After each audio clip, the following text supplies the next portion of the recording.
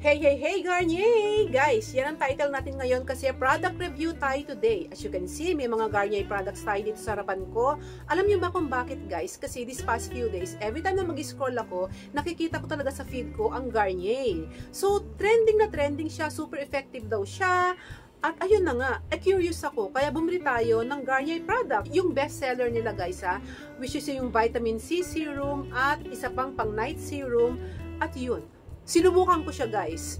Actually, may ginagamit na talaga akong products. Kaya lang, out of curiosity, bumili talaga ako. Gusto ko talaga din i-share sa inyo kung talaga totoo nga ba yung sinasabi nila na effective daw, super effective daw, at mabilis daw. Actually, kahapon ko lang ito binili. Isang gamit ko pa lang siya guys. So, sabihin ko sa inyo kung ano ang na-experience ko. But by the way, welcome to my channel. This is Simply Risa. Para po sa mga baguhan lang o napadaan lang sa channel ko, welcome po. Please do subscribe, like, and hit the notification bell on para updated kayo sa mga upcoming videos ko. So yun na, umpisa na natin. Na-curious talaga ako. Itong si Vitamin C Serum ng Garnier. It says here, new improved formula, Bright Complete Booster Serum, 30 times Vitamin C+. Ganyan siya guys. At ang kine-claim nila is clinically proven fade dark spots from day 3, tested on all skin tones. Ayan. Let's open it para makita nyo. Ganito siya guys. This is 50 ml pala. Meron silang 15 ml kung hindi ako nagkakamali. 15 ml, 30 ml, at ito nga yung 50 ml.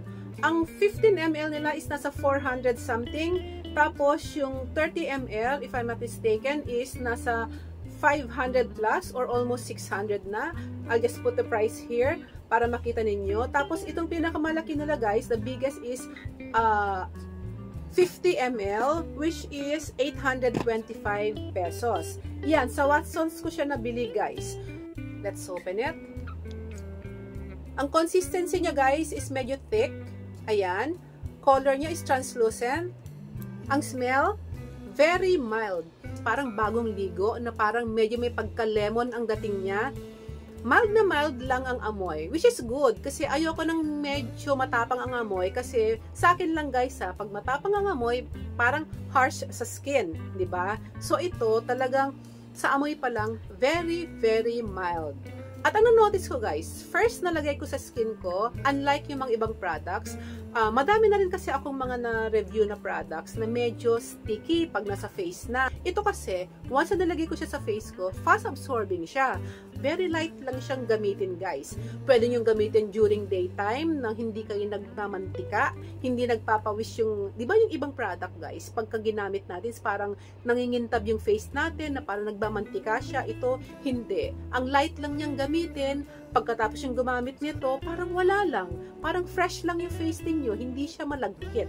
By the way, you can use this during daytime. Tapos, kailangan nyo lang talagang mag-sunscreen after using this kasi sensitive siya guys sa sun. Baka masunog yung face natin, baka instead of maalis yung mga dark spots natin, mas masunog siya, mas lumala siya. So, kailangan nyong mag-sunscreen.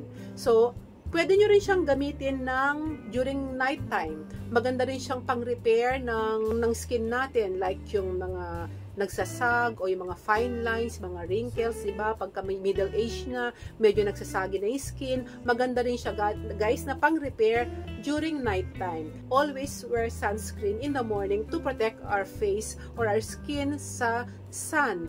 Or kahit na hindi tayo ma-expose direct sunlight, yung humid, yung init lang guys, kasi especially nowadays, talagang ang init-init niya. So, kailangan natin ng protection sa face natin. So, after that, use this in the morning. Tapos, after a while, siguro palipasin nyo lang ng mga 15 to 20 minutes, use na yung sunscreen natin, tapos mag-powder na kayo, okay na. Ang ganda guys, promise. Kaya pala siya trending. Ang bilis nga guys First day of gamit ko pa lang nito is feel ko na talaga is very malambot siya. Makinis na malambot yung skin. Yung sabi nila, kaya siya trending, kailangan maghintay ka muna ng 3 days bago makita yung effect niya. Pero sa akin, isang araw lang. Promise guys, isang araw lang. Na-feel ko na at nakita ko na yung difference niya. So sa akin, bakit siya trending?